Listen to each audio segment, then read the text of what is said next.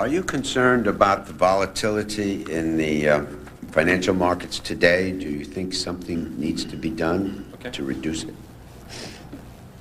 I love volatility. I remember when in 1972 the market went from down dramatically, and Taco Bell went from 14 to 1. They had no debt. They never had a restaurant close, and I started buying at 7, but I kept on to it, and it went to 1. And it was the largest position in Magellan in 1978 when it was bought out by $42 by Pepsi-Cola, and I think it would have gone to 400 if they didn't buy it out.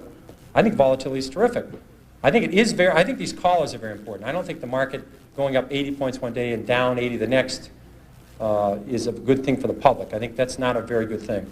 But I think all of these callers and all these other things, to keep the volatility down each day is important. But the market's going to go up and down. Human nature hasn't changed a lot in 25,000 years. And some event will come out of left field, and the market will go down or the market will go up. So volatility will occur, and markets will continue to have these ups and downs. I think that's a great opportunity if people can understand what they own. If they don't understand what they own, they can own mutual funds, try and figure out what mutual funds they own, and keep adding to it. Basic corporate profits have grown about 8% a year historically. So corporate profits double about every 9 years. The stock market ought to double about every 9 years. So I think the next market's about 3,800 today, 3,700. I'm pretty convinced the next 3,800 points will be up. It won't be down. The next 500 points, the next 600 points, I don't know which way they're going. So the market ought to double in the next 8 or 9 years. It ought to double again in the 8 or 9 years after that. Because profits will go up 8% a year, and stocks will follow. That's all there is to it. But you should study history, and history is the important thing you learn from. What you learn from history is the market goes down. It goes down a lot. The math is simple. There's been 93 years a century. This is easy to do. The market's had 50 declines of 10% or more.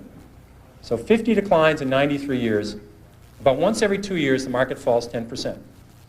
We call that a correction. That means that's a euphemism for losing a lot of money rapidly. But we call it a correction. And so 50 declines in 93 years, about once every 2 years, the market falls 10%.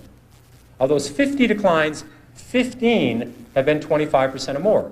That's known as a bear market. We've had 15 declines in 93 years. So every 6 years, the market's going to have a 25% decline. That's all you need to know.